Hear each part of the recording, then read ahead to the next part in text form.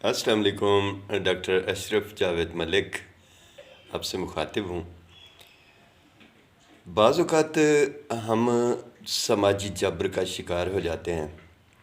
हम बहुत सारे ऐसे मसाइल देख रहे होते हैं जो हमें दरपेश होते हैं।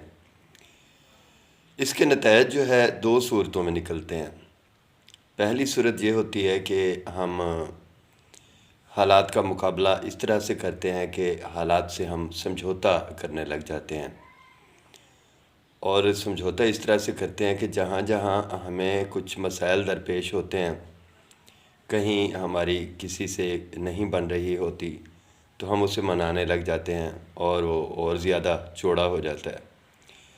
कभी ऐसा होता है कि सामने के जो लोग होते हैं उनके पास हमारे कुछ काम फंसे हुए होते हैं और हम निकालना चाहते हैं उन कामों को, तो हम खुशामद, चापलूसी या इस तरह की ज़राया इस्तेमाल करते हैं कि ख़ुद को छोटा करके दिखाते हैं और दूसरे को बड़ा करके दिखाते हैं ताकि वो बंदा खुश हो जाए और हमारा काम हो जाए। ये भी एक नफसियाती तौर पे रास्ता है कि दूसरे बंदे को हम कैप्चर कर लें, लेकिन सामने का बंदा बाज़ औक़ात ढीठ बन जाता है और वो इससे ज़्यादा चौड़ा हो जाता है और हमें तंग करना शुरू कर देता है। वो कहता है अब इसकी मजबूरियाँ मेरे पास हैं तो इसको ज़लील किया जाए।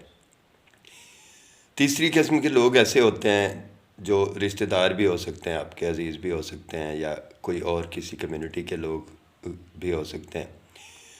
तो इन लोगों से जब आप मुखातिब होते हैं, आपके कुछ काम होते हैं, कुछ मसले मसाइल होते हैं, आप जब इनसे ये काम निकलवाना चाहते हैं तो इनके पास फिर ये एक तरीका होता है कि आपको तंग करें, आपको ज़लील करें, और आपका कोई काम इनके पास फंसा हुआ है, आप इनसे बड़े एक अच्छे तरीके से कोशिश करते हैं डील करें, बात करें, और इनकी कोशिश ये होती है कि ये आपको ना घुटनों के बल अपने पाँव में झुका दें, गिरा दें, यानी इंसानियत से ही गिरा दें। आप नहीं चाहते कि आप अपनी जायज़ जो आपकी एक अना है उसे मार दें। हालांकि ये सामने वाले कोई फरिश्ते नहीं होते, ये आपसे भी गए गुज़रे होते हैं, बहुत ज़लील किस्म के लोग होते हैं, और आप खामख़ा जो है ना इनकी मिन्नत करते हैं या इनके तलवे चाटने पर मजबूर होते हैं। तो भाड़ में जाएं ऐसे रिश्ते और ऐसे लोग। सबसे बेहतरीन तरीका ये होता है कि आप जो है ना, आखिरी और पहला ऑप्शन यही है जो सबसे बेहतर है आजकल जो चल रहा है, कि आप ना महसूर हो जाएं। आप अपने घर में महसूर हो जाएं, आप अपने ऑफिस में महसूर हो जाएं, अपनी ज़ात के खोल में महसूर हो जाएं, यानी इनके यहाँ महसूर ना हो, इनके दायरे में, इनके दायरे अमल में आप ना आएँ। आप अपना काम करें, इनसे वास्ता छोड़ दें, अपना रास्ता मापें, नापें, और अपना दफ्तर, घर, अपने ज़रूरी काम, अपनी जो खुशियाँ हैं आपकी। कुछ लोग आपकी खुशियों पे भी खुश नहीं होते, उनका काम ही यही होता है कि आपको टीज़ करें, आपको टेंशन दें। उनकी ख्वाहिश होती है कि आपको एंग्जाइटी का मरीज़ बना दें, बस दवाइयों पे आप लगे रहें और आप ये समझें कि आप तो नाकाम हो गए हैं, आप तो पीछे रह गए हैं, आप तो तबाह बर्बाद हो गए हैं।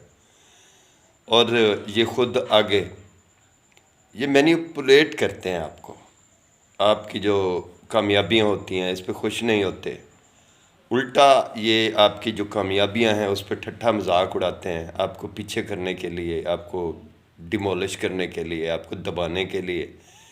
आपको ज़रूरत नहीं है इनकी तारीफ़ों की, अल्लाह है ना, आपका टैलेंट खुद बोलता है।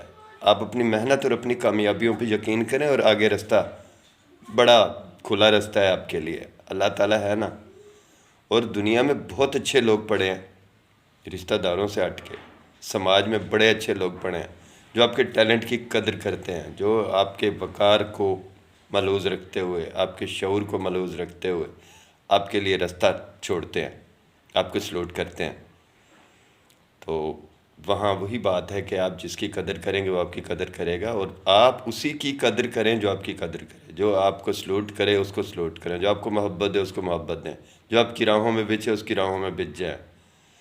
लेकिन ये नहीं कि कोई आपको ज़लील कर रहा हो और आप उसके कदमों में कुत्ते की तरह लौट रहे हों और मिन्नतें माफ़ियाँ। छोड़ दें इन लोगों को। बावकार होकर जिएं, अपने काम से काम रखें, मेहनत करें।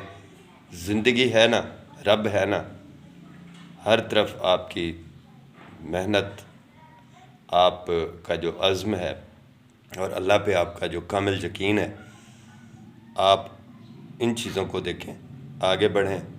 इंशाअल्लाह इंशाअल्लाह आप एक टाइम टेबल बनाएं, उठने का, सोने का, जागने का, मेहनत करने का। ज़रूर कामयाबी आपका मुकद्दर बनेगी, कदम चूमेगी। ज़िंदगी के किसी मैदान में आप नाकाम नहीं होंगे इंशाअल्लाह। याद रखना मेरी बात। दोबारा मुलाकात होगी, तब तक इजाज़त चाहूँगा। दुआ में याद रखिएगा। अल्लाह हाफ़िज़।